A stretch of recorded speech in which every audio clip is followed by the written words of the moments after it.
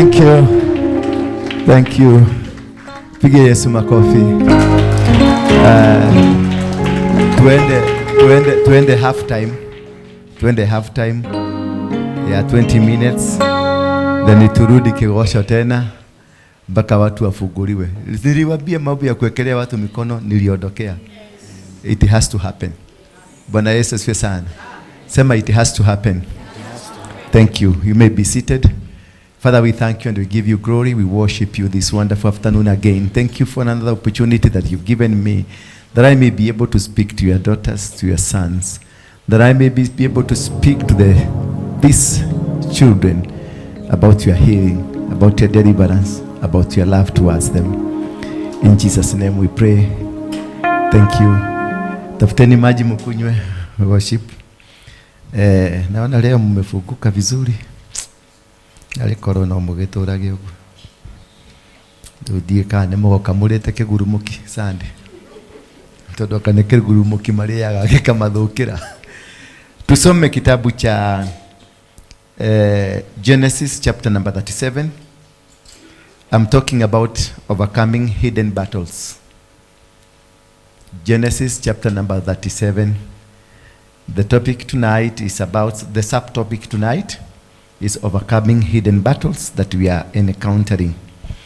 And in this, we have been looking from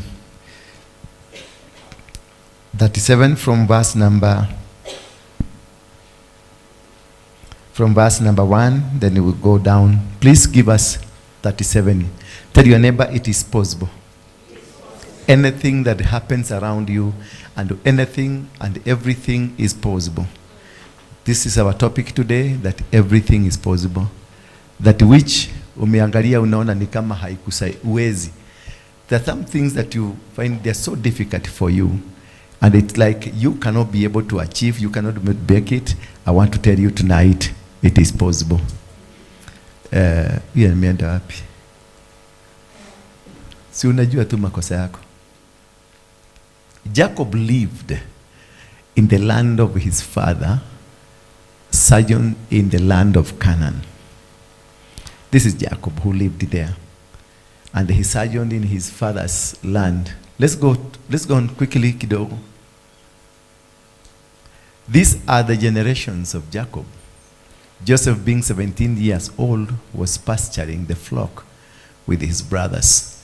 He was a boy when the sons of Bilhah and Zilpah, his father's wife, and Joseph brought bad report to them of their father. Verse 3, please. Now Israel loved Joseph more than any other of his sons. Underline that. Now Israel loved Joseph more than any other of his sons because he was the son of his old age. Underline old age. Ni ule mtoto wa kutuma soksi.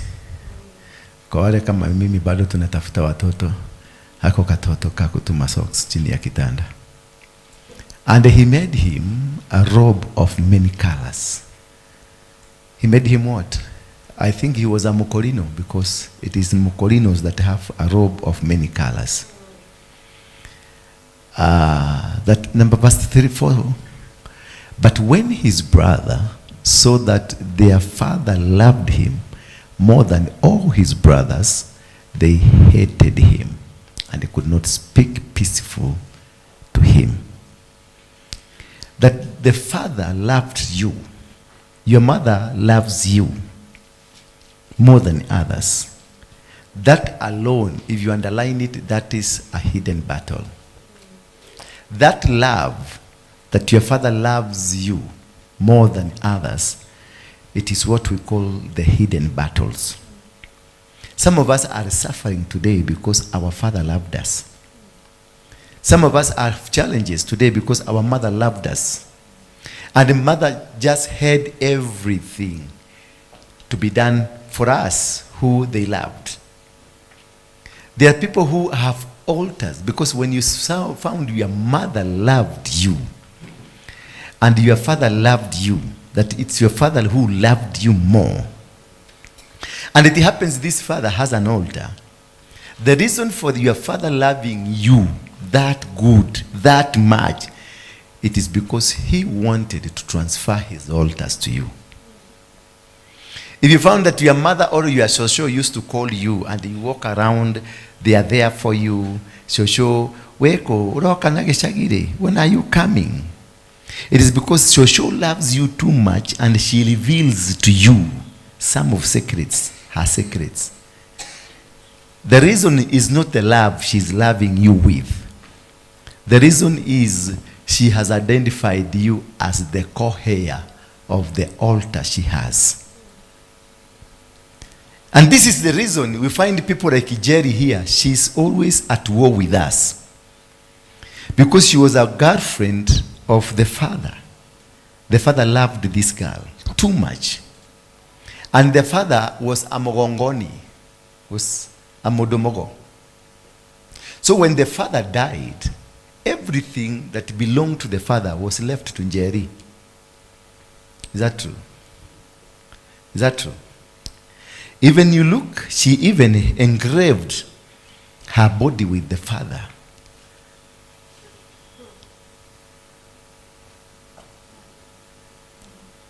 Now, where is the other guitar?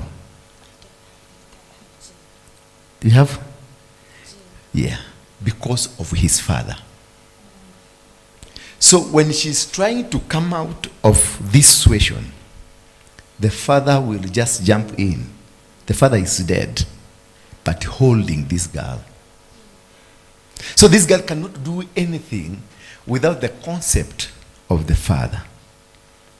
But if you look at it from the physical eye, the father just loved the girl until their mother could start suspecting there is something going here.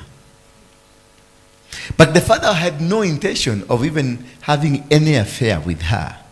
But the father, because he knew, I'm going to die, these altars are transferred. So before they go, they have to identify who to give these altars to.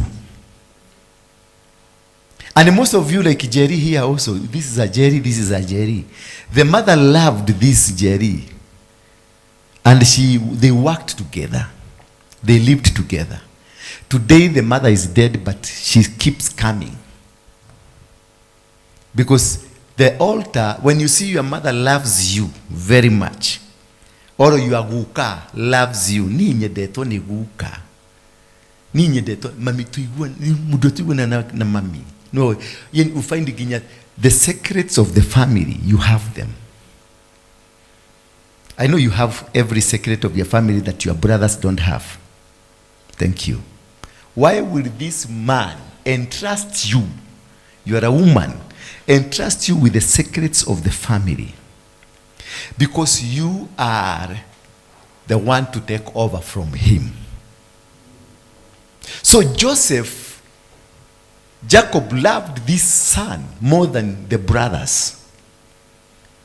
Even the brothers felt like this brother of ours amekuwa too much. Because every time mzee anatoka, Jadafu. Akienda kuchota maji, Jadafu. Akienda kufanya nini, Jadafu. When he's slaughtering, he's a young boy, but when he's doing some activities that requires the eldest son, Jadafu. Praise be the name of God.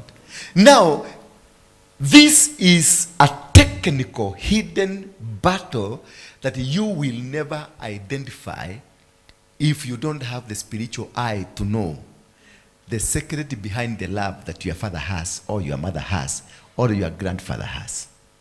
For you, you think you are privileged, you are loved, you are taken care of. But the father is transferring his arsenals to you because he is departing. In the spiritual realm, like now, I am a pastor here, I'm an apostle here. I am grooming somebody here.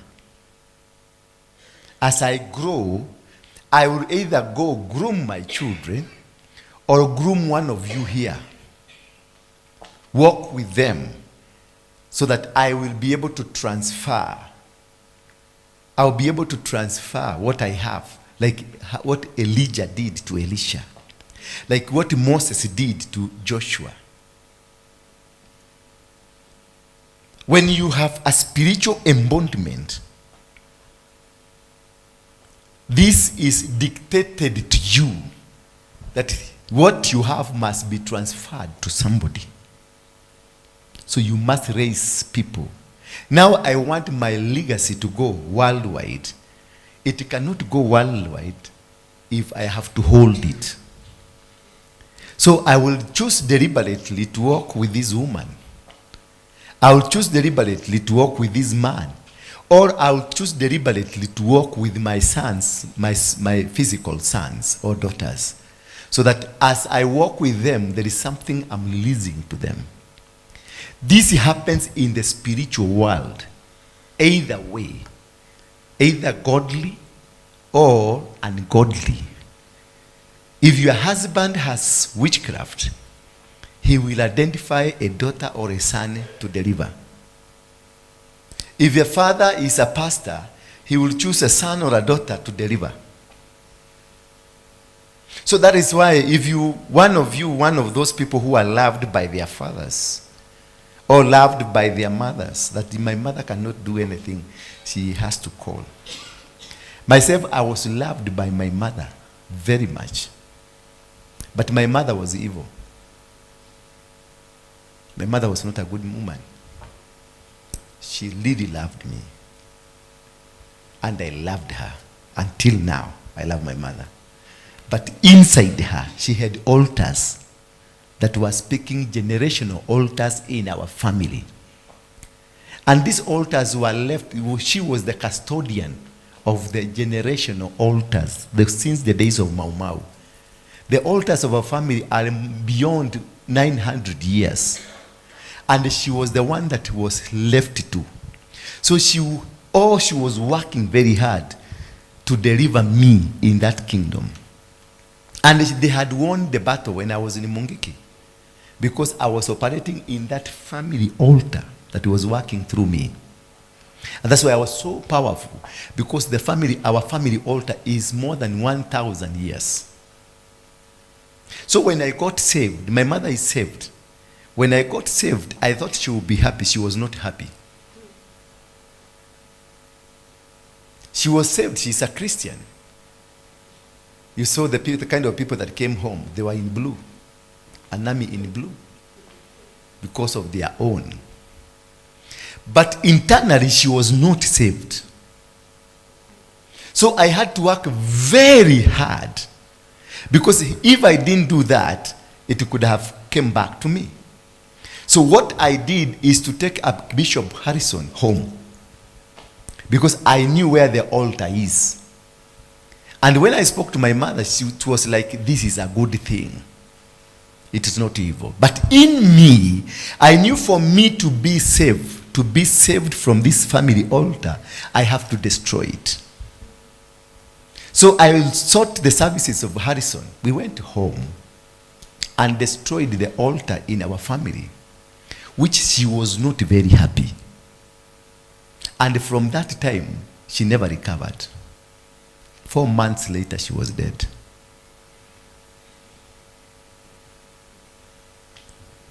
Four months later, she died.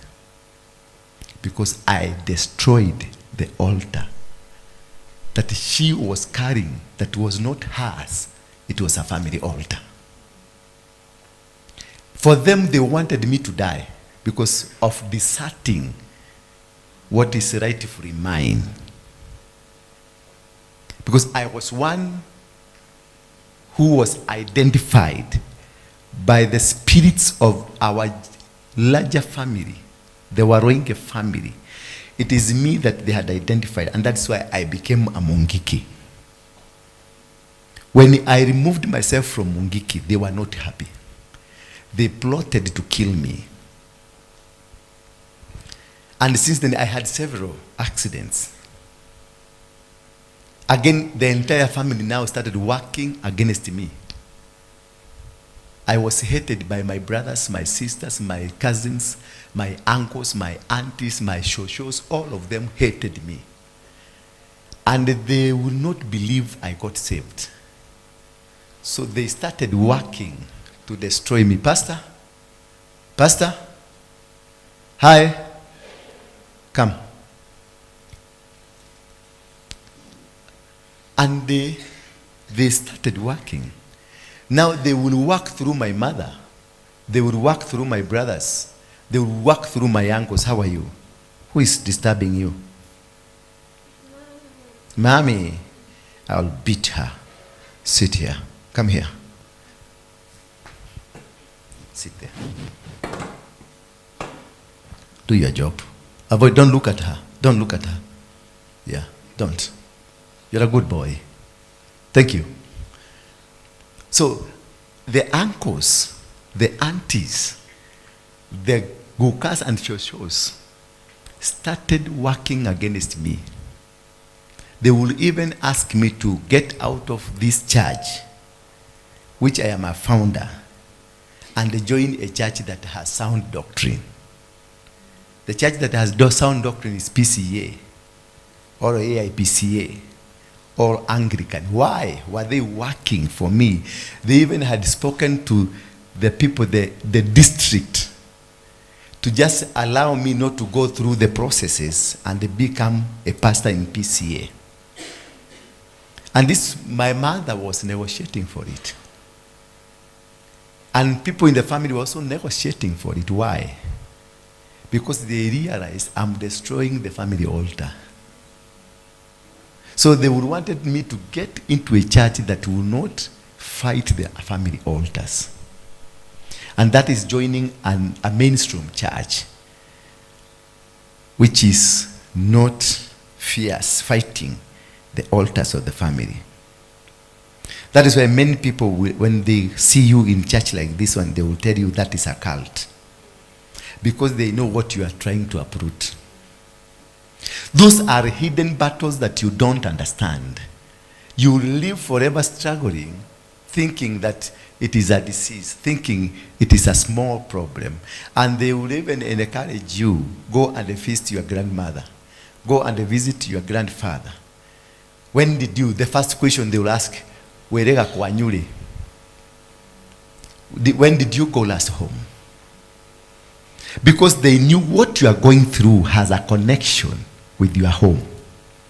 And they want you to go home and they slaughter you a chicken or a goat so that they reinitiate the spirits of the family back to you. You are becoming sick because the spirits are getting out. You are no longer under the spirits of the family. So they want you to go back into the spirits of the family so that they may be able to manipulate you. And this is in many people. Like now, I am married to this woman. And this woman, she has spirits from their home. Now, what will happen? Our marriage will never be stable. At some point of destiny, kind of identifying our destiny, as the point of getting into our destiny, she will come up with a story, a weird story that you don't understand. Very weird. That is when a picture of Dorothy will appear in my screen of the phone. Then she will be around to see it. See how the demons will connect. And now she will see, I have been telling you, you have a woman. Who is this? Can you tell me who is this? You tell her, it's Dorothy. We are doing business with her. How? What kind of business? And a quarrel will arise from there so that to bring some problem in the marriage. These are hidden battles that are working around you, but you don't know. You think you are fighting something. You are fighting poverty. It is not poverty. It is a hidden battle in your family. Now, when Joseph, please give us, when Joseph, quickly give us the Bible, please. But when his brothers saw that their father loved him more than his brothers, they hated him and could not speak peacefully to him. So who was the father of Joseph? Who was the father of? Is Jacob. Jacob is this man that his name was changed to become Israel. So this is a man carrying a worldwide mantle. Because we have emanated from that Jacob, the 12 tribes. We are part of the 12 tribes of Jacob. Boss, I say, volume, put the volume down. Reduce the volume. Yes. So, what was being attacked is not Joseph. It is Jacob. But who was initiating the war? Jacob himself. Are you seeing the point here? They were killing the dream of the 12 tribes. But who was the initiator? It is the one carrying the mantle. So you may be carrying the mantle, and you yourself, you are the one killing yourself. And they will use that which you have to kill the mantle that you have. They will use the position that you are now on to destroy you. They will use the relationship you have with either your children or the people around you. They will use the business you are in. They will use the ministry like this one to kill you. So, but when his brothers, now verse 5 please. Now Joseph had a dream. Now realize now the focus and the beginning and the genesis of the problems. It is when the dream came. Because this guy had a dream.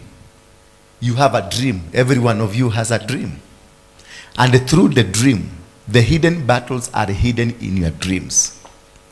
The dream that you have will cause you to be hated or to be loved.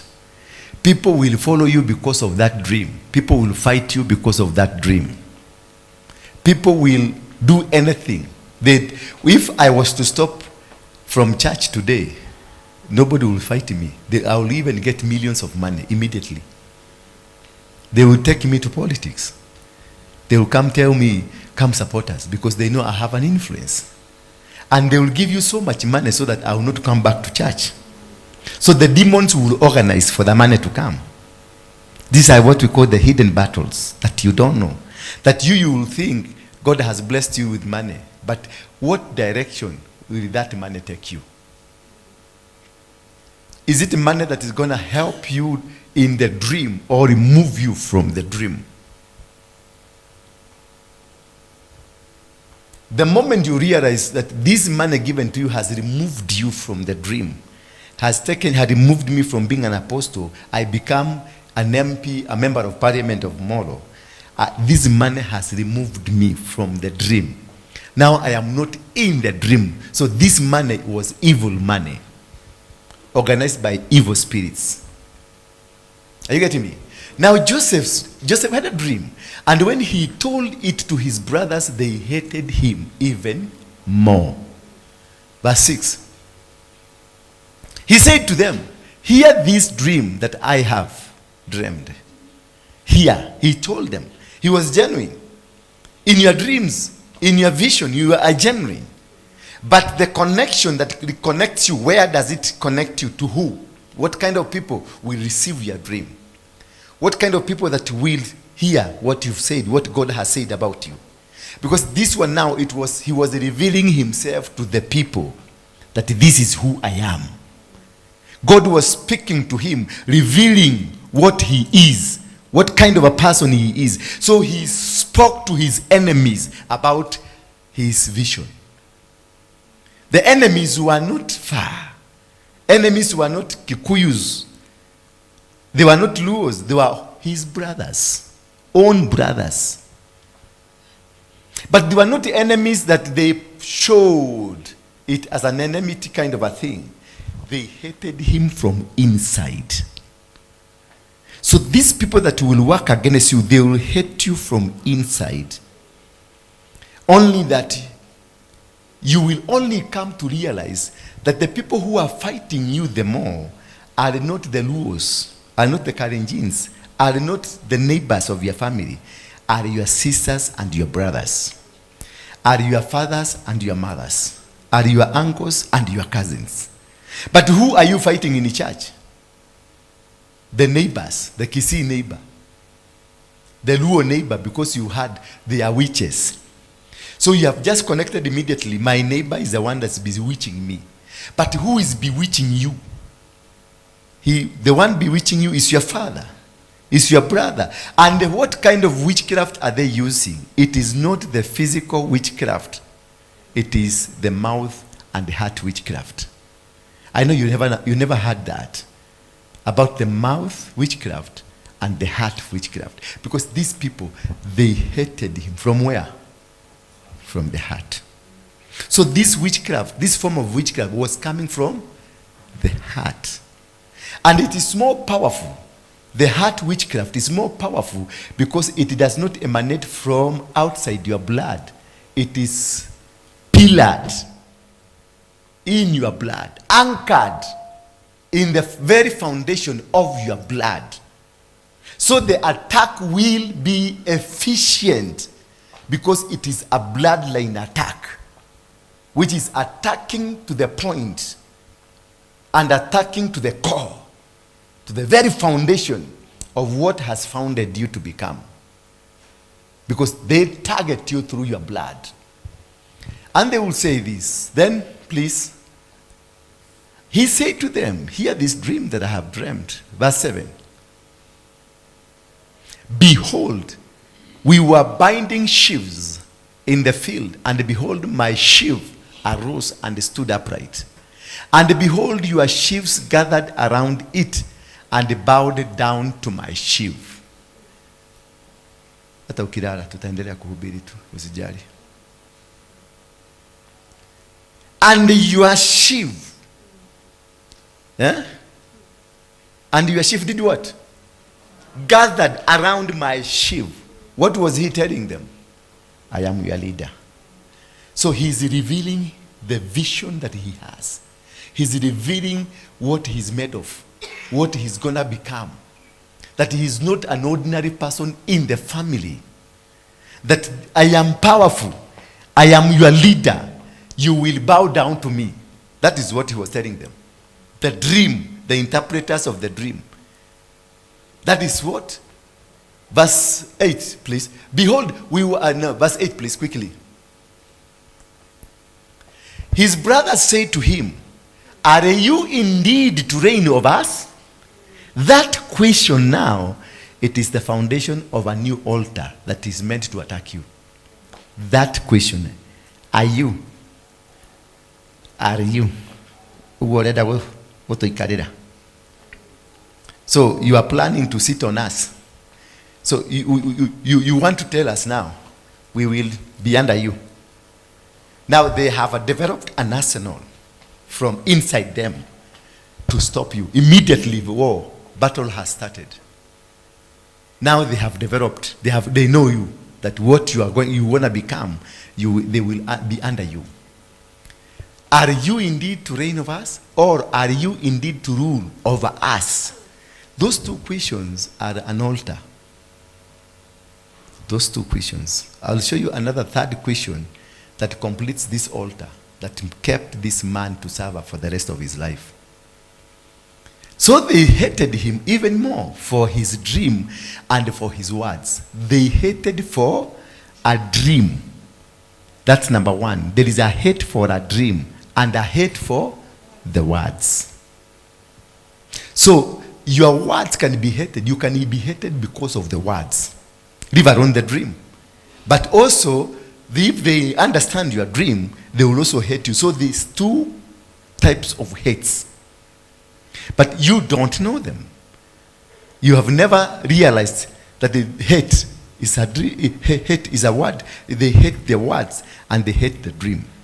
So they don't hate them together. They hate the words separately and hate. So you will deal with the dream and leave the hate of the words. So the words are, what they hate in the word? Those words that he said, he released into the air, I am their boss.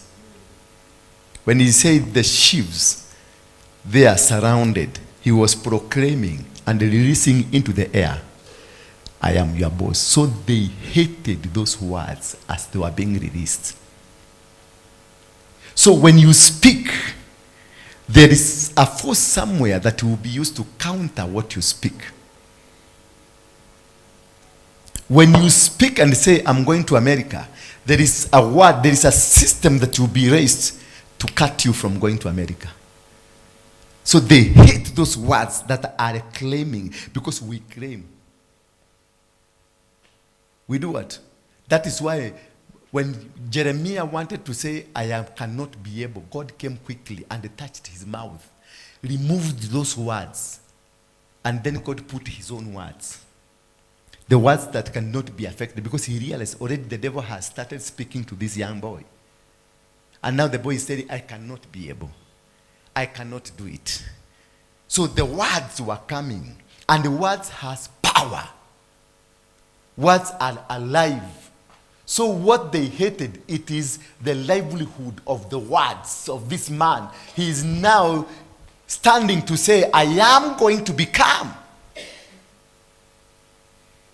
And this word, I am going to become, it is the same word that God gave to Moses when Moses asked God, what do I tell them? Go tell them, I am that I am.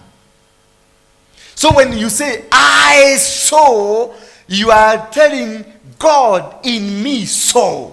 So they hated the God of you. Are you getting me? When you say, I, it is God. I am that I am. That is God. So the God in you, that is what they hate. That is what they plan to remove, that God in you, for them to be able to attack you. That is, you hear people say, not all people are told of your dream. Because when you say it, a dream can only be known by words. So they are fighting the dream itself and the word that proclaimed the dream.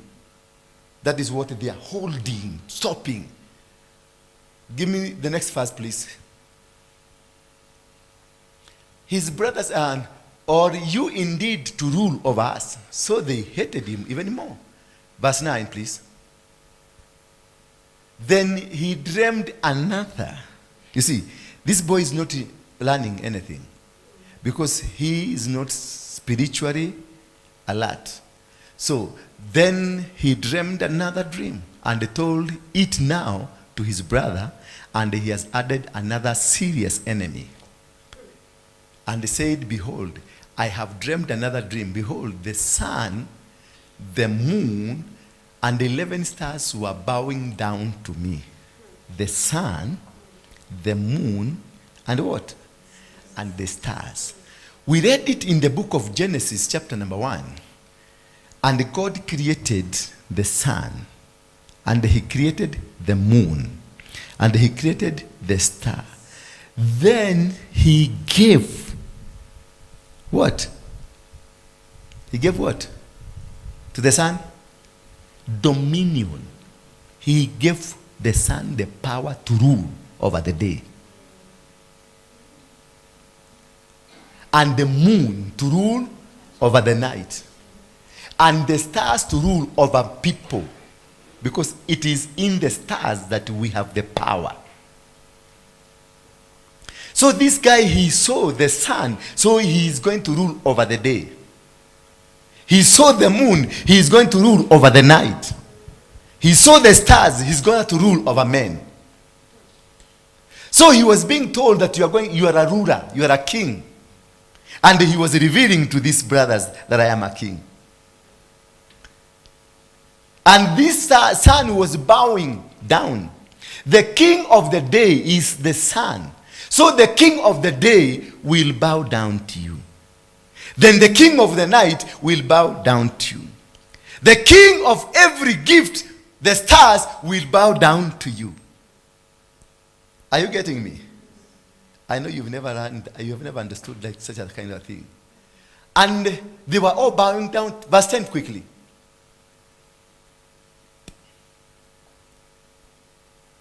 But when he told it to his father, he has added a very serious enemy. And to his brothers, his father now came in. It is now the turn of the father. The sons have done their job. They have hated the words and the dream. Now here to the father. And his father rebuked him and said to him, what is this dream that you have dreamt? Shall I? That's your father now. That's your father. That's your mother. Shall I? Me, your father. Me. And remember, it is your father who is supposed to release a blessing upon your life. But now he's asking, so me, I will bow down to you. Shall I and your mother, ameleta mama yake, shall I and your mother, now you have brothers, you have your father, you have your mother, who have now ganged up against your dream. But for you, you know, Kamene, your neighbor, or Odhiambo, your neighbor, is the one that bewitched you. But these things were bewitched to you by your own blood. The people who are carrying your mantle, the people who are carrying your blessing, the people who are supposed to release you, are the one there where they are holding you. They are asking, shall I and your mother and your brothers indeed come to bow ourselves to the ground before you? Nah, I can't. So he's just saying, nah, it can't. That is an altar. A complete altar. And that is a family altar against you. And now it is crowned by the words of the father. Nah, it can't. And that is what started as a struggle for Joseph. Now here you only need God. You don't need even your pastor. You don't need an apostle in your life. You need only God to help you. Because these are the words that you take them commonly. You don't take them serious. Because it was like a joke. For him, he never realized a family altar has been raised against his ministry, his dream, his direction. Verse 11, please. And his brothers were jealous. Now the father has added the weight, and now it has become a legal ground. It is now a legal entity. When your father is involved and your mother is involved and your brothers now come in, now it becomes a legal entity in the family. So that thing, you cannot be able to fight it because it is backed by the bloodline. It is backed by the blood. So this is a deliverance that you can go for 40 years.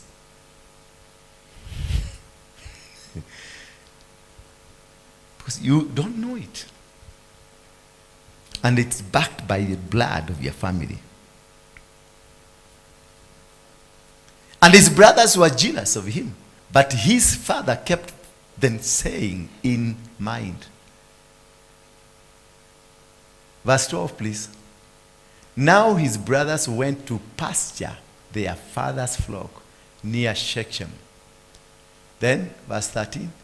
And Israel said to Joseph, are you not your brothers pasturing the flock? Are not your brothers pasturing the flock at Shechem? Come, I will send you to them.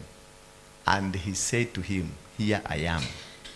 You see, now the demons that kills a dream has started organizing.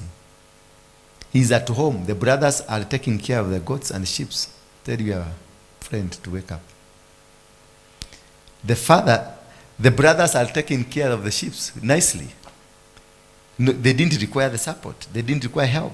But now the dreams through the father, the demons through the father, they have organized that he be sent there.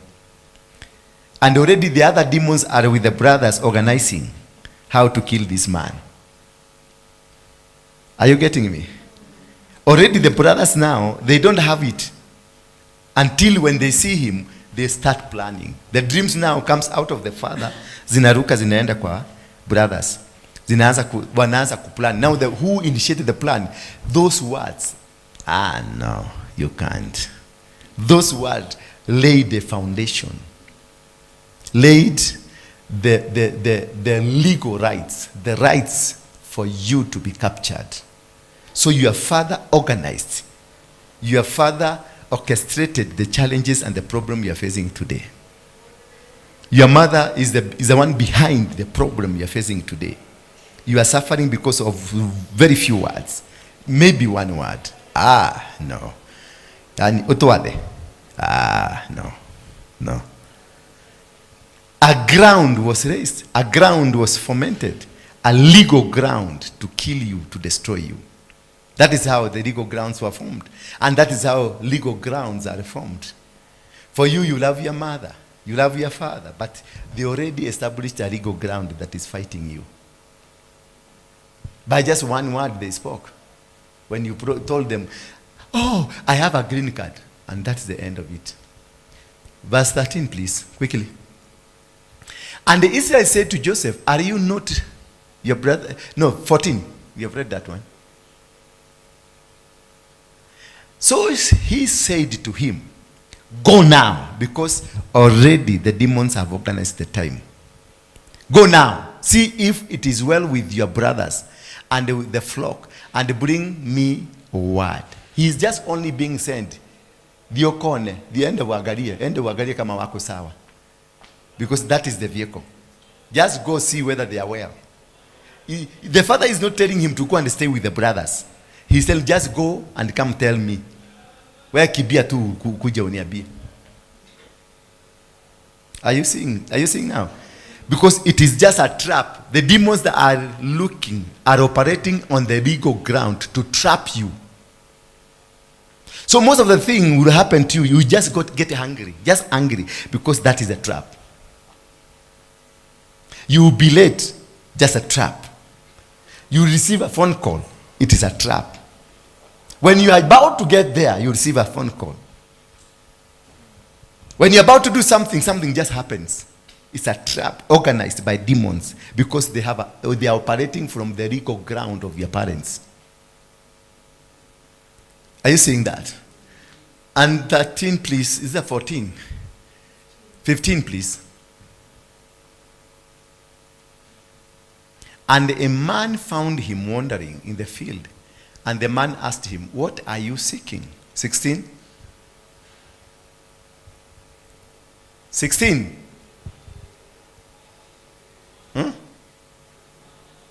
I am seeking my brothers, he said. Tell me, please, where they are pasturing the flock. 17. And the man said, they have gone away, for I heard them say, let us go to Dothan. So Joseph went after his brothers and found them in Dothan. They saw him from afar, and before he came near to them, they conspired. They didn't have a conspiration. They didn't have a plan. But when they saw him, the immediate demon that organized from his father sent him. And this man he found, and asked him, where are they? They are in Dothan. That's another demon. Through this man he found, he has directed this guy to go. Who has told them? Who told them to go to Dothan? It's same demons that are empowered by the legal ground of your parents. So you will find these are hidden battles, well organized to take you to your slaughterhouse. These are well organized demons that they will provoke you to get where they're going to slaughter you. That is why you need what we call the discerning spirit to discern moments, to discern people around you, to discern words spoken to you. Next verse, please.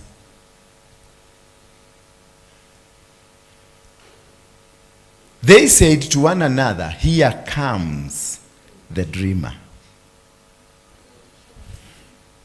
Here comes the dreamer. They didn't say it together. One said. Only one said.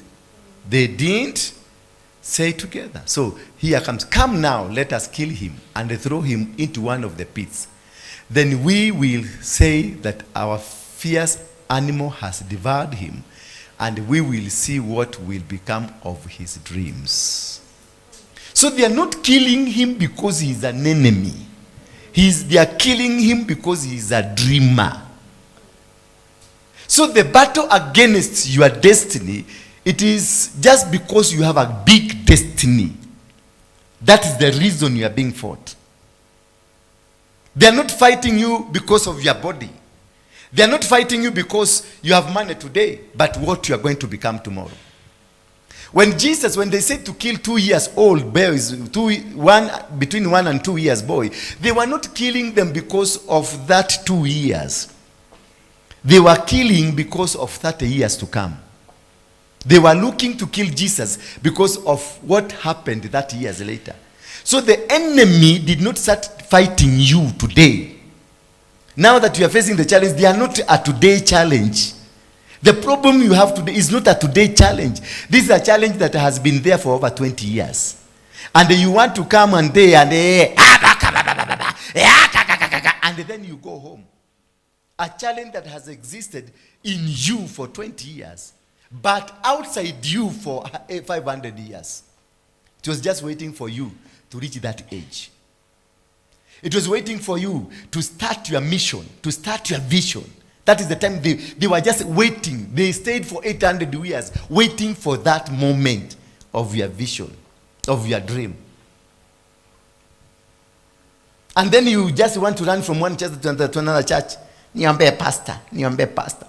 An 800 years problem, niombe pastor. And then you become an intercessor all of a sudden.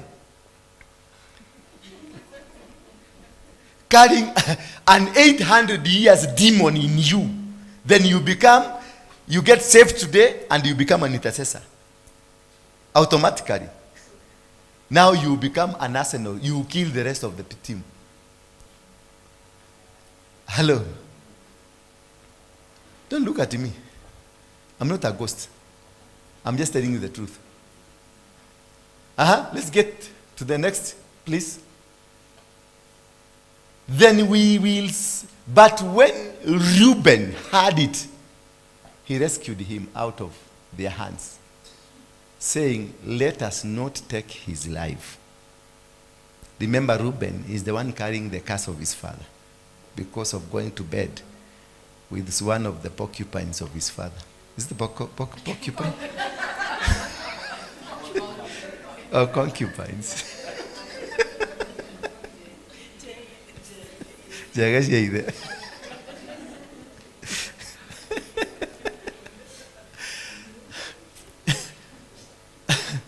So you see, there is a hand that is projected to help you. Then 22, please. And Reuben said to them, "Shed no blood. Throw him into this pit here in the wilderness, but do not lay a hand on him, that he might rescue." That's why I told you it is only God here, not your pastor. Because Reuben here is not a pastor. It is only God who sees your dream, who sees where you are going. You need only to be connected with God and then leave it to God. No much deliverance can be done unto you.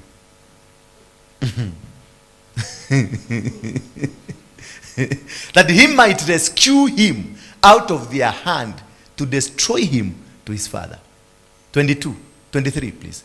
So when Joseph came to his brothers, they stripped him of his robe, the robe of many colors that he wore. Why did they strip him? The robe of many colors. This robe was made by who? That is a mantle. To kill him or to sell him, they had to pull out the mantle first. Because when he was wearing the mantle, you cannot touch him. He's still protected. So they had to strip. That is why many people will want you. They want to remove you from the position you are sitting so that they can be able to attack you. Because when you are in that position, that is where your mantle is. When you are in the rightful position that God wanted you to be, that is where God wants you to be, and you are in the right position. What I will do most is to remove you from that position so that I can be able to attack you. But when you are in your position, because you got into your position in season, when you got in your position in season and within the times of God and in the actual area where God wants you to be, nobody can be able to kill you. Because you are rightfully positioned. And the rightfully positioned, it is a platform that is protecting you. Are you getting me now? When you are where God wants you to be, when you are in the right marriage, with your right man, and with the right woman, you may be poor, but you are happy with the marriage. There is something will give you a covering. You will always win battles. When you're in the right church, with the right man of God, things will work for you.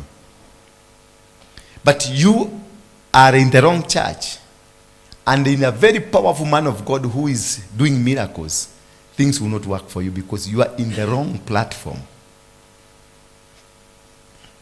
So they removed him. They removed the parental covering, the real anointing before the father started now misbehaving. The real mantle from the father, the mantle of Jacob, Israel, the father of nations. Hello. So they had to remove it. So when Joseph came to his brothers, they stripped him. And his robe, the robe of many colors that he wore. Remember, they are repeating many colors. That is a rainbow color. And the rainbow is? Yeah? It's a covenant. So they were removing the covenant. It is when you are under a covenant that the covenant can protect you. Are you getting me? And they took him and threw him in the pit. The pit was empty. There was no water in it. Why should they tell us there was no water in it? Because God prepared. The pit, they didn't dig the pit. The pit was already there waiting for him to preserve him. I don't know whether you are getting me. Did they dig the pit?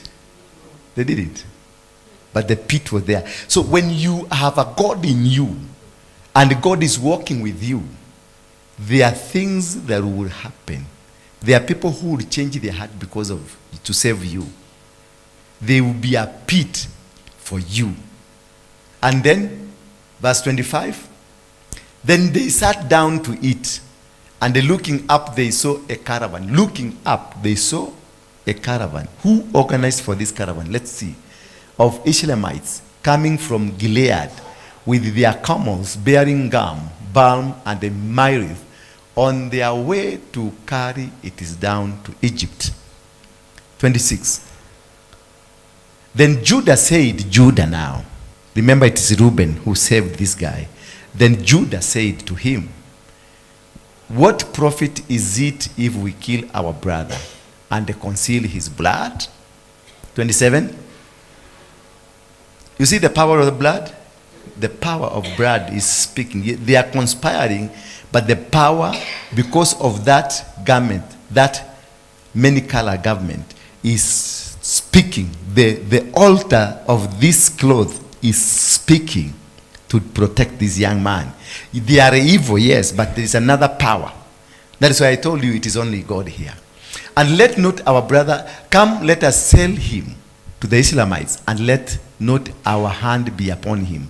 For he is our brother, our own flesh, and his brother listened to him. The flesh, the power of the flesh, the power of the blood. That even if they conspire to destroy you, there is the power in the blood of the family that can also save you. Then Midianite traders passed by, and they drew Joseph up and lifted him out of the pit and sold him to the Ishmaelite for 20 shekels of silver.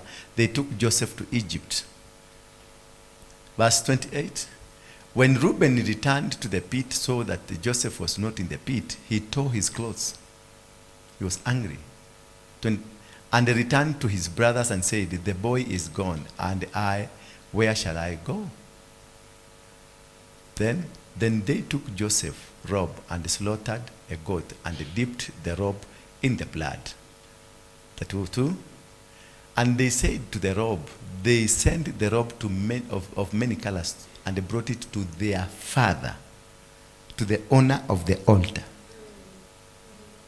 And he said, this we have found. Please identify whether it is your son's.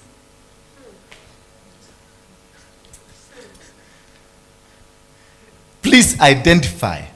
It is not even their brother, whether it is your son. Now they are distant.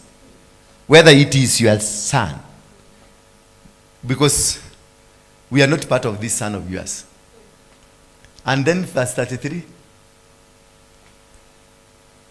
And he identified and said, oh, it's my son's robe. A fierce animal has devoured him. Joseph is without doubt torn to pieces. Now they have prepared the ground of what they rejected. Verse 34. Then Jacob tore his garment and put a sackcloth on his loin and mourned for his son many days. 35. And his sons and all his daughters rose up to comfort him. But he refused to be comforted and said, no, I shall go down to Shiloh to my son mourning. Thus his father wept for him. 36. Meanwhile, the Midianite had sold him in Egypt to Potiphar, an officer of Pharaoh, the captain of the guard. You see now, these people who bought him, they had money. Why did they carry the money? God had prepared. When God is working on you, he prepares everything around you. They will conspire against you, but God will conspire against them, against their plan. He will organize things to work for you. But how these things work for you, they work in a difficult situation. They work in a situation that you hate. Because when you are sold by your brother, how do you feel? When he was on a camel, going, knowing I have been sold by my brothers, I will never come back again. I will never see my father again. I will never see. He went knowing that this is the end of my world. It is a painful moment. Some of us are faced by painful moments. And some of us, we make decisions painfully. Because we know this thing that is happening in us is not supposed to happen. But how we have been sold, how we have been directed into our end, into the end of our dreams. Because for Joseph, that's the end. He didn't even enjoy to have a dream again. But he has been sold by his own brothers. And he knows this. They had put him into a pit. Now they have sold him. He's going to die. He didn't know what's going to happen to him. He had been sold to a foreign country. Let's just imagine what was happening, what was running back in his mind. It's a painful moment. Most of us are going through a very painful moment. Are going through very challenging moments. Sometimes when you see me standing before you, you think that I am okay. Sometimes I'm not okay completely. I'm going through a painful moment. But at the end of the day, I came to discover that painful moment was directing me to my destiny.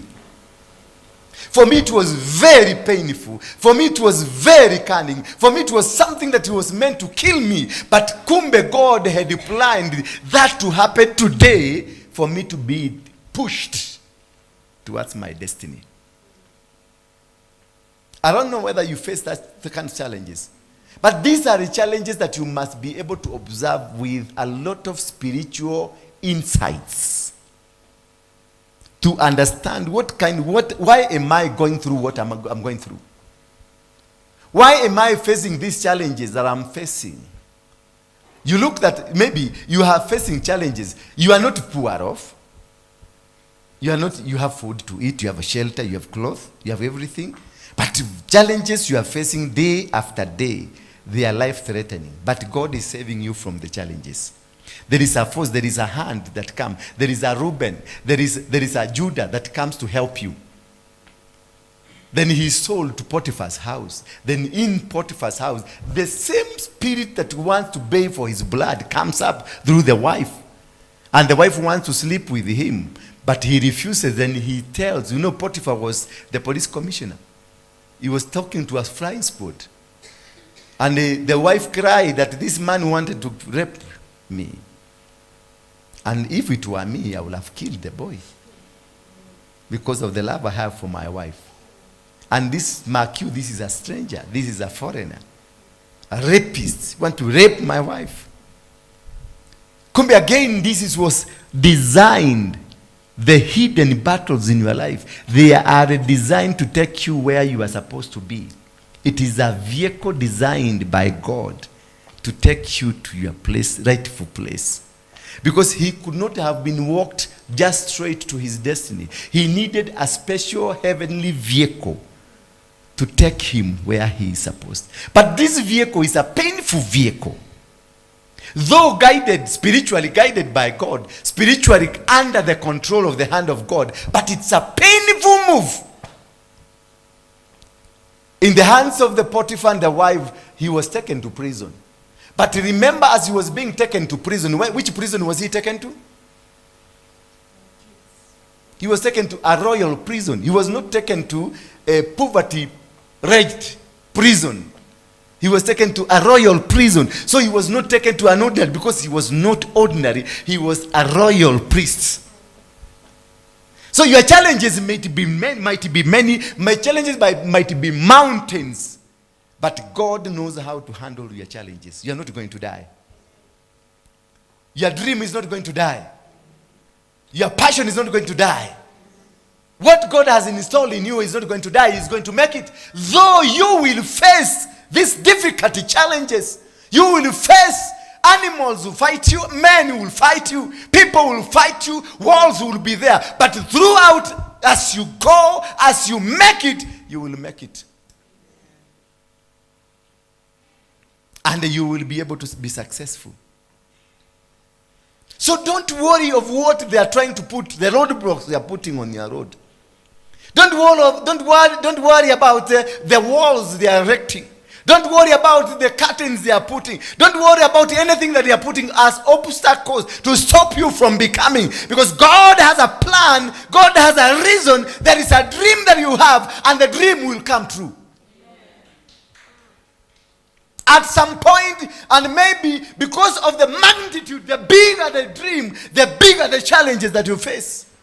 And you cannot encounter a chokora if you have a bigger dream. You will encounter the people, mighty people in the society who become an obstruction. And the mighty people, the first mighty people in the society is your mother and your father.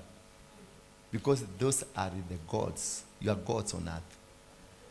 When you first face the challenge of your father and the challenge of your mother, know your destiny is big. If you are still good in terms with your mother, you don't have a problem, when they see you, they are happy and they are relaxed, you have a very small dream. So you better go and provoke them. Because your father is a God. Your mother is a God. Now when you start dealing with the mother of this, the God of this world in your life, then you know you have a destiny. Lakini kama mnapigana tu na wafanyikazi na housemaid wa kwenu nyumbani, you need to die. Unafaa kukufa tu. Hauna dream. Wewe ni subua dunia hii tu. Get a challenge for you. Ask God, give me a challenge that is equivalent to my dream.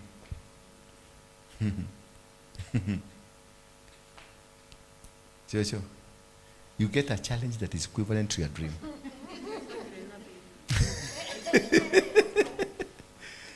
Then so, when was? Meanwhile, the Midianite had sold him to Egypt to Potiphar, an officer of Pharaoh, the captain of the guard. So when he was taken to prison, again, he started dreaming. When you are in the rightful position, what is in you will start working. Hello?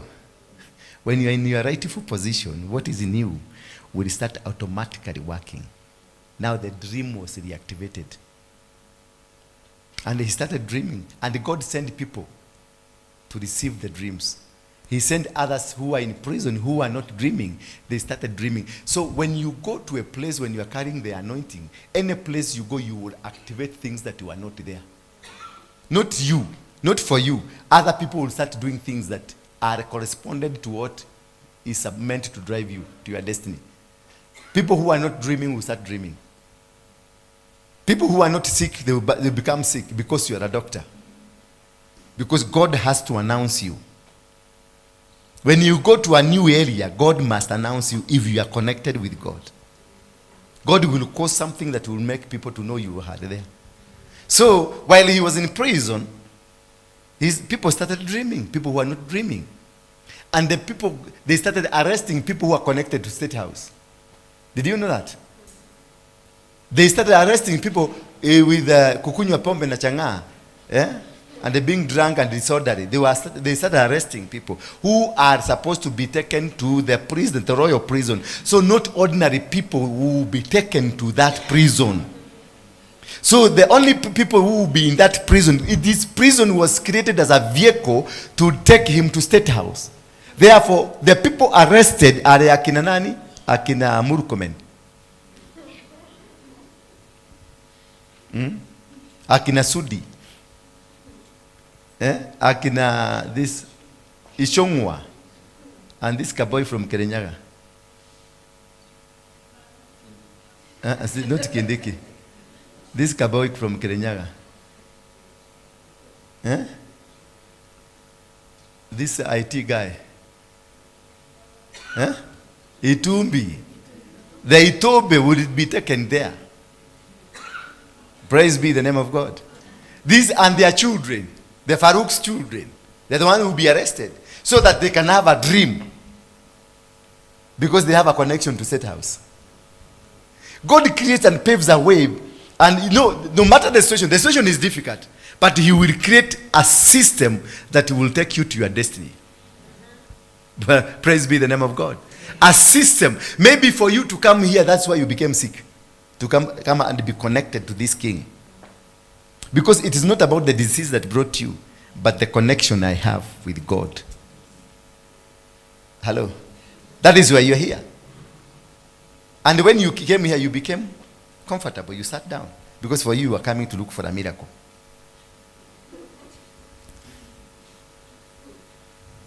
It is a miracle that brought you here. And when you came, you sat down and became comfortable with the place. Because that disease, that challenge that brought you here was the vehicle to connect you with me. Because I have a special anointing that you need to go to the next place. So I am a connector to connect you to the next level of your life. Shall we end there? And I hope you are blessed. I hope you understood something.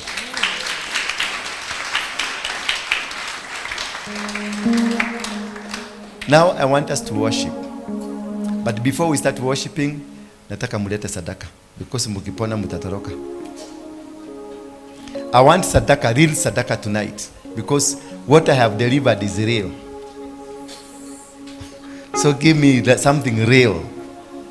I have a pastor here. Pastor? Pastor has slept. Pastor is dreaming. Yes, rise up and bring your sadaka.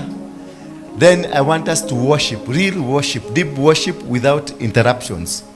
Complete. And the people will be miraculously delivered because I have seen the angels already are here with us.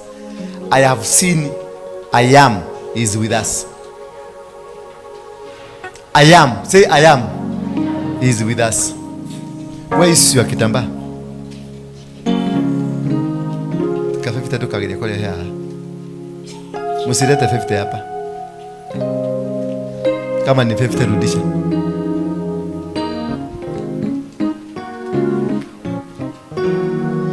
Okay.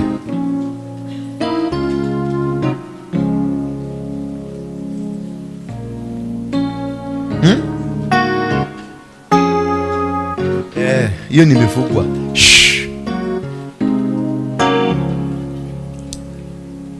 tigana guru ndakwirire ikarathi weterere wone uhotani wa Ngai. Lete mambo ya kuhesabu 50 hapa hapana. You are not that class. Umenisikia? Munanisikia? Nyinyi si wa class ya 50. Cheni maneno yangu hapa kuniletea tu 50 natumia hapa. Ninawapatia deep vitu deep. Alafu mnakuja kuniletea hapa nini vitu shallow. Na wale tulikuwa tuna dedicate companies. Tulisema companies. Yes. Lete. Simama hapo tu. Wewe iko wapi company yako? Where's your company? Ende utengeneze company ulete jina. Business name. Kwa youth kuko na pesa wewe. Kwa youth kuko na pesa mingi sana. Tengeneza business name yako. Acha na stories za mama yako.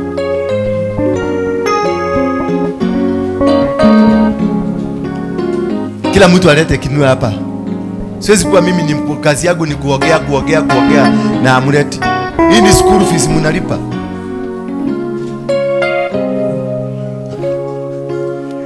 No, lamo koja tokerutire roshine. No, this is a class. I was not in charge. This is a class that you are taught deep things, mysteries. Uko nao kiogora inia. Pastor, you are saying. And you go pastor hotire ha. Gena Dorothy arugameteri. Dorothy.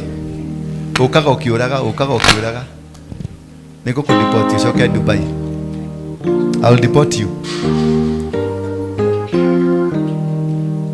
Dorothy, do you have a company? Yes. What is the role of the company?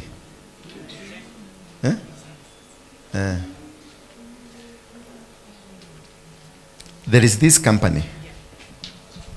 I don't know whether you have started it or you intend. I don't know the connection about it. I see you taking people to Gulf. Go and open an office. You have the connection in Dubai. Very good connections. And register a company from here and the connection. There are so many people who will go through you to go to Dubai. Wachana hii mambo ingine. Hiyo ni ya wash. Wachana nao na umekopio. Acha tikana nao. You know what I'm saying? Yes, hiyo ni wash. Hiyo tengeneza kampuni yako na utengeneza ka ofisi in the town kazuri na usifanye ukora. Ukwe genuine kabisa. God will send you millions and millions of people. Thank you.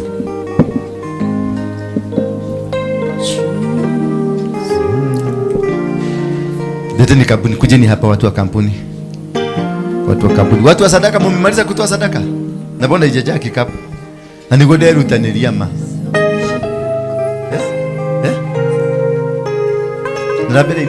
God bless you. Lugama hapa. Yani derutaniria ko hujio kwa. My ex, how are you? How do you feel when you come to a church of your ex? And the ex is not touching you. It's wonderful. And my ex is an usher. Are you an usher? Thank you. Work hard. Make sure I succeed. Where we did not succeed, support me. I will support you also to succeed. It was not meant to be. But what we are doing here now, it is meant to be. You see, Songeni Badi, those are the company.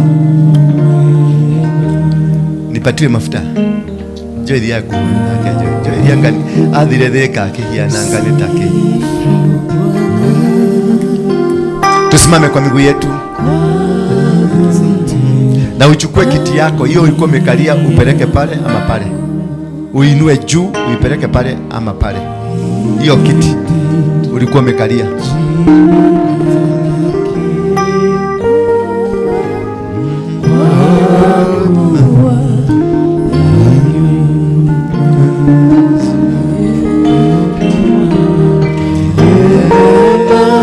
Weka Biblia yako hapo.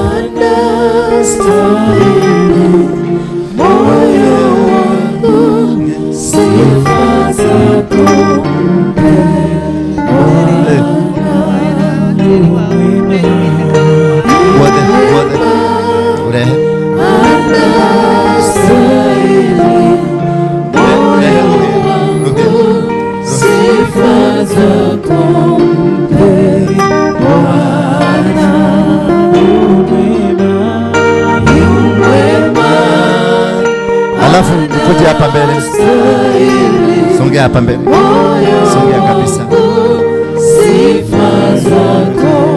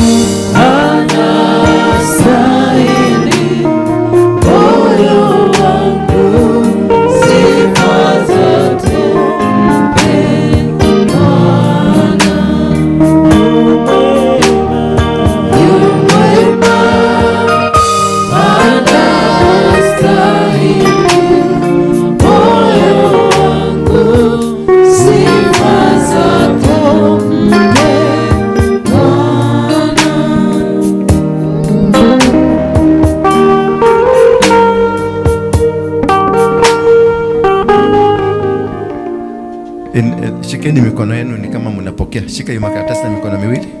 Shikia tu, shikilia makaratasi. Pastor, come.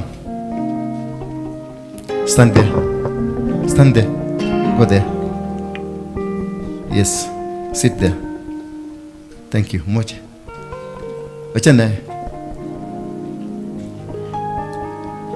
Nyosha mikono hiyo yako.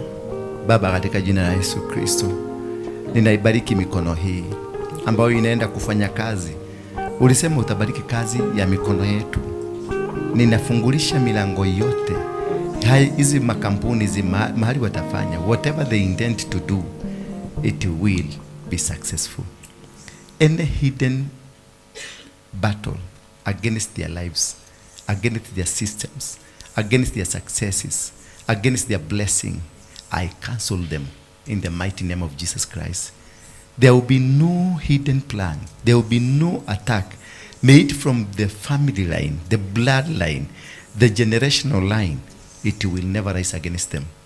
I have set them free and I have released them to the world that they may go there, work and benefit from the world. That every town they will go, they will be successful. Every city they go, they will be successful. Every company they will visit, whether it is a government institution or any other institution, they will work with them, they will be successful. They will be accepted. They will be received with 2 hands. May God, may you hear them. May you hear their cry. in Jesus name. Amen. God bless you. Go start. Wewe uende uandishe kazi ya kufanya landscaping. Notige kiria gwiraga. Naigwa ni gwenda kuona wira wa mbere. I wish ni nyuma na nikukunengera ngiri ya wira. Nitakupatia 1,000 ya kazi, wende wase kazi. Na wewe tiga kwihingiriria. Maroho-ini ma kwanyu na kuria wathire, maroho macio rekania namo.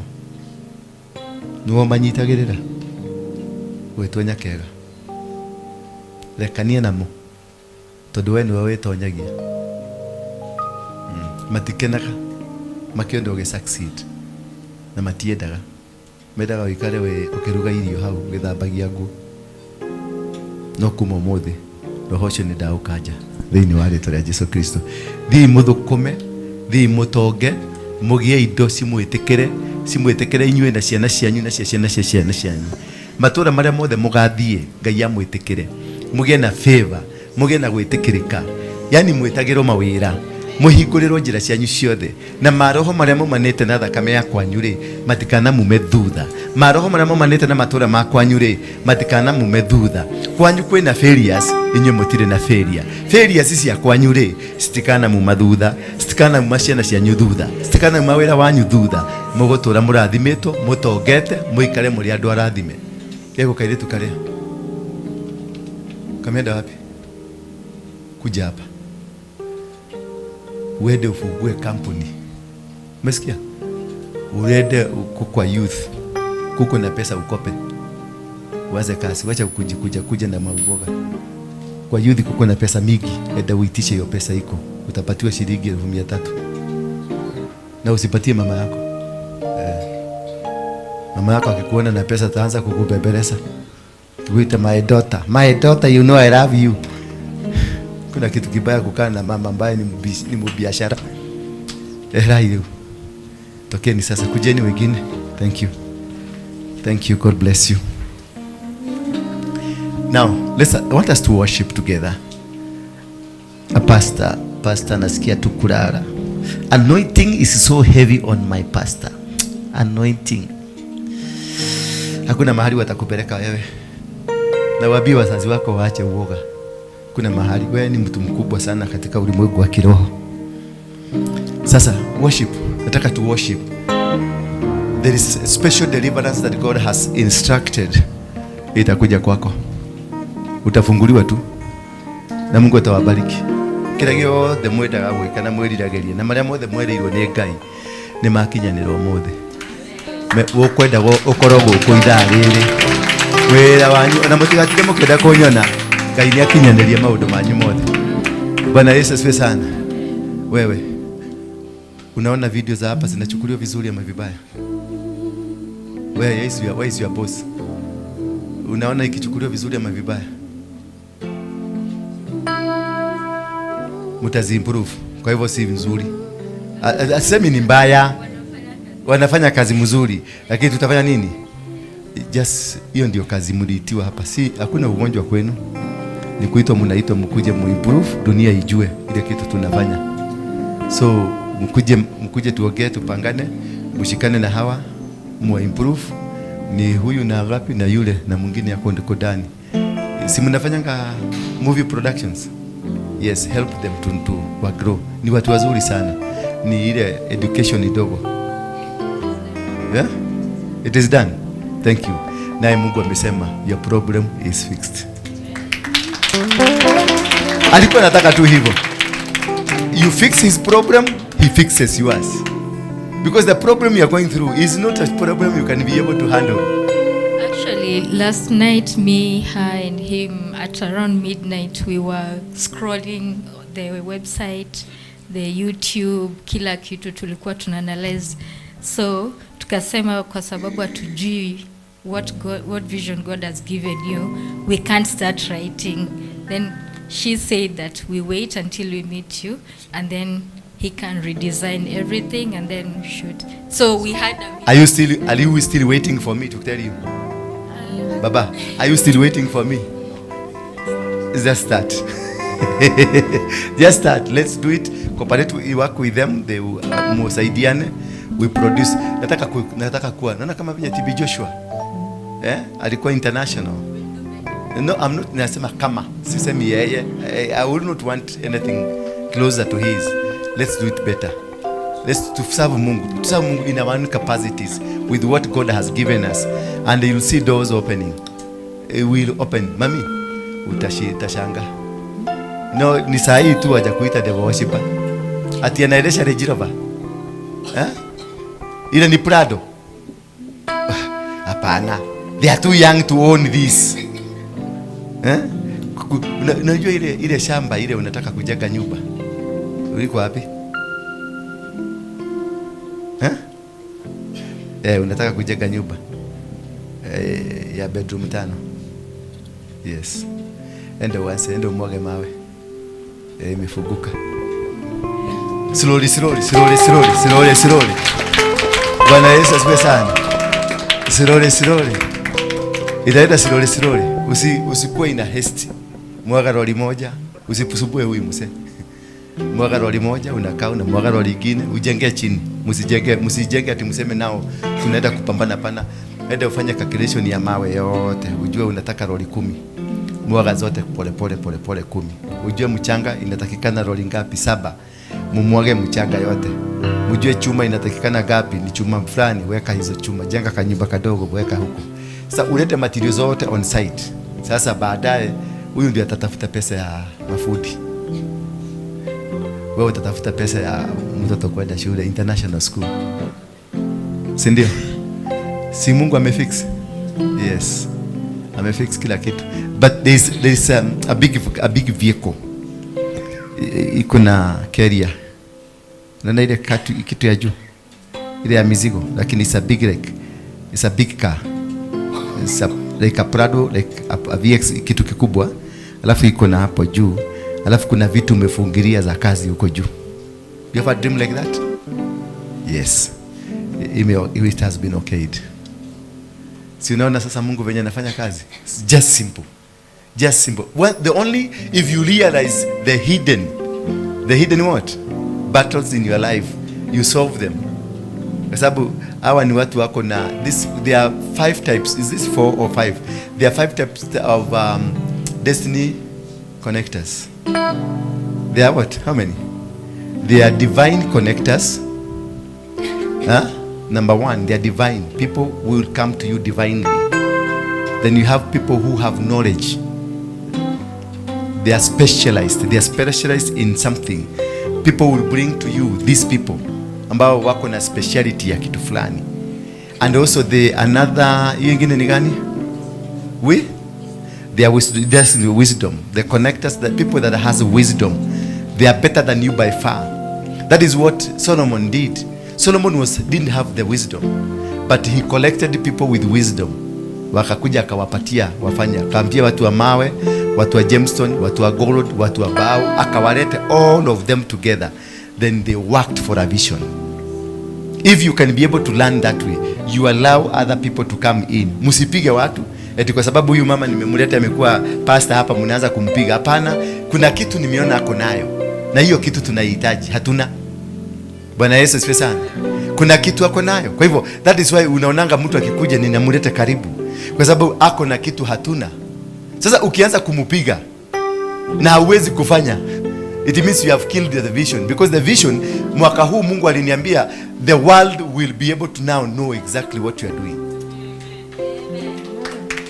And now I had to wait until wale watu wanafanya hiyo kazi. I don't force things. Now I will let God. Nafungua mlango wangu na achia Mungu, namwambia now connect me with the right people.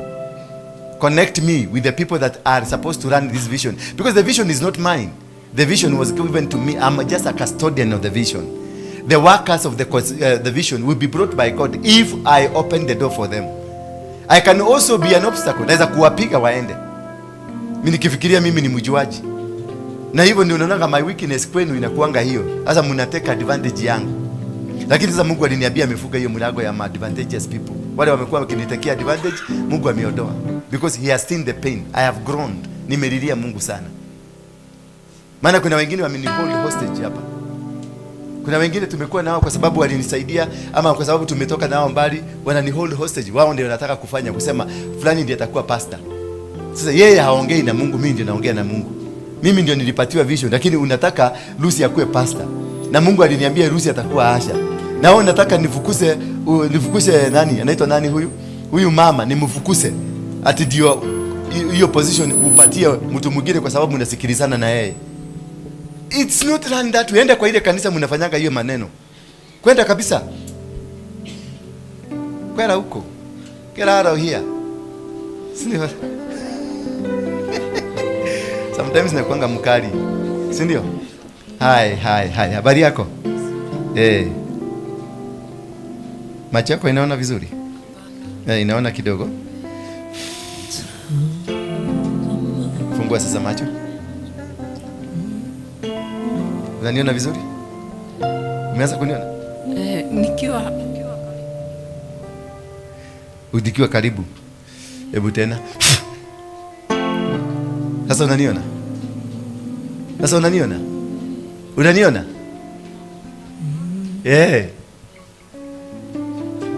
Unaniona? Haya, tena niende.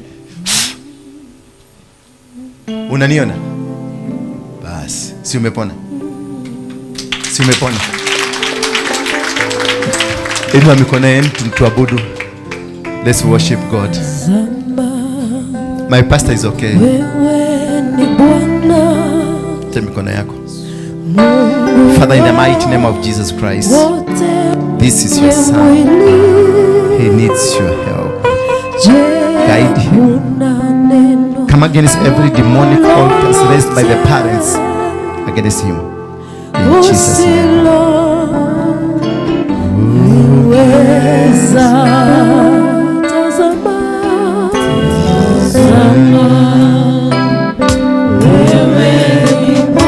Inua tu mikono yako juu, tumshukuru Mungu.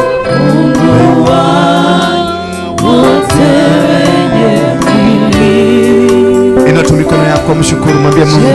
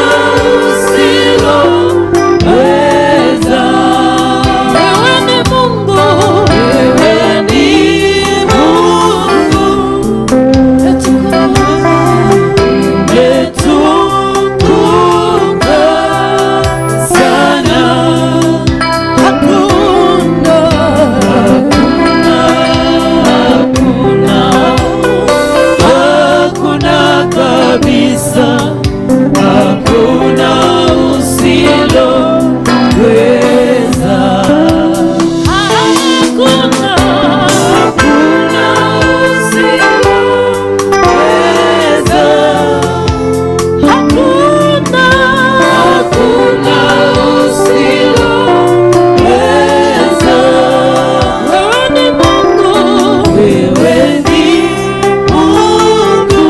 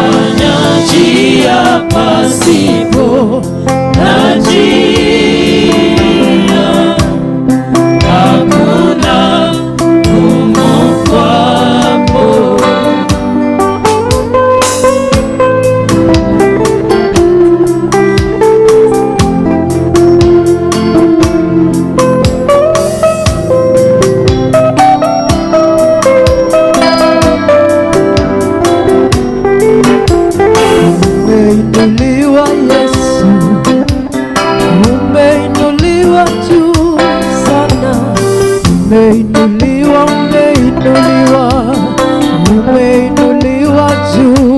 Ni wewe Bwana, umeinuliwa Yesu, umeinuliwa juu sana, umeinuliwa, umeinuliwa, umeinuliwa juu, umeinuliwa Yesu, umeinuliwa Yesu, umeinuliwa juu sana, umeinuliwa juu sana, umeinuliwa, umeinuliwa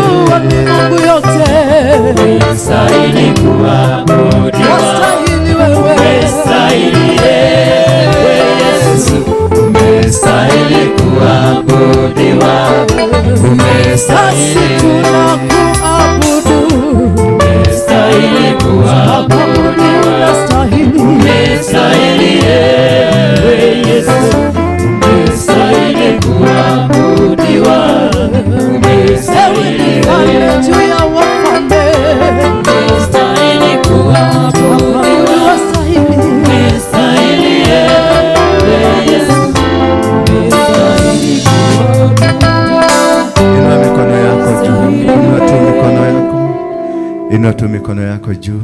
Mungu, muumba wa mbingu na dunia, wewe ndio uliumba vyote, na unasema silver na gold ni zako.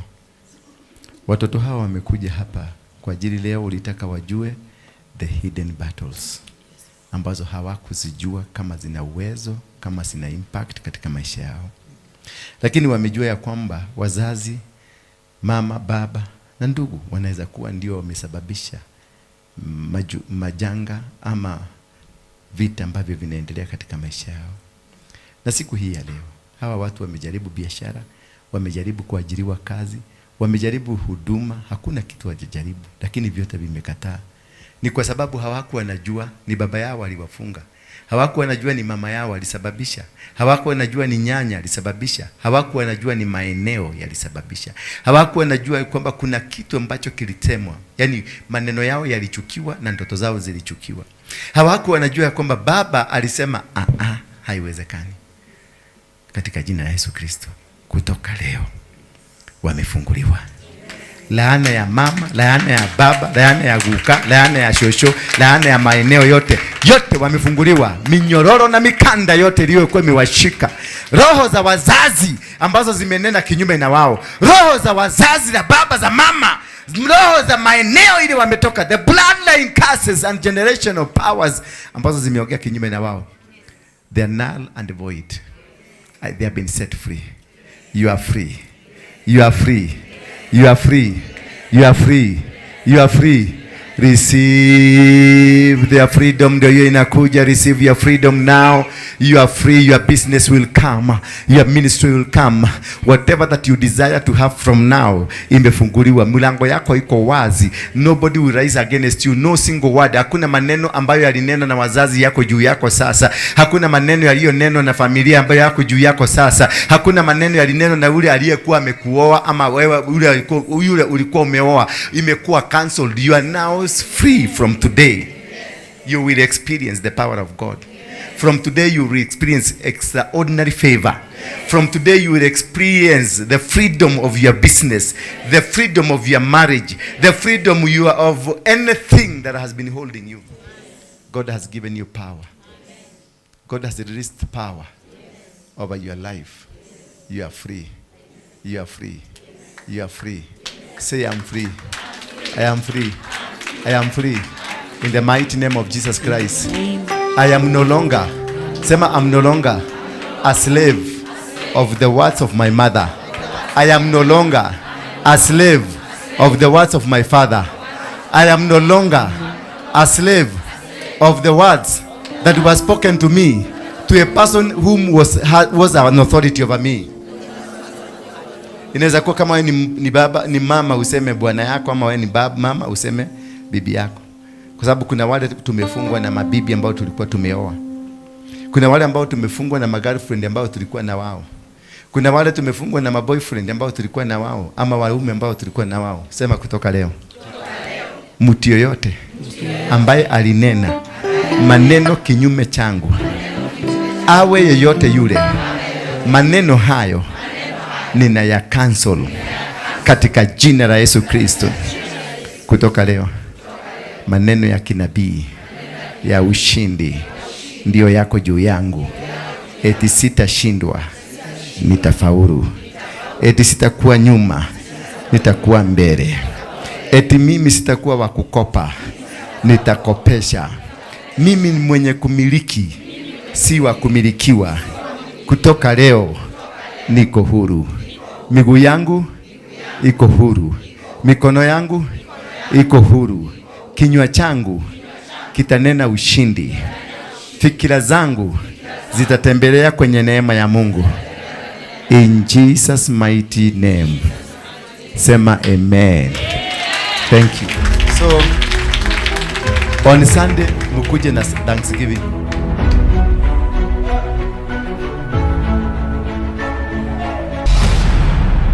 Bethel Clouds TV. Empower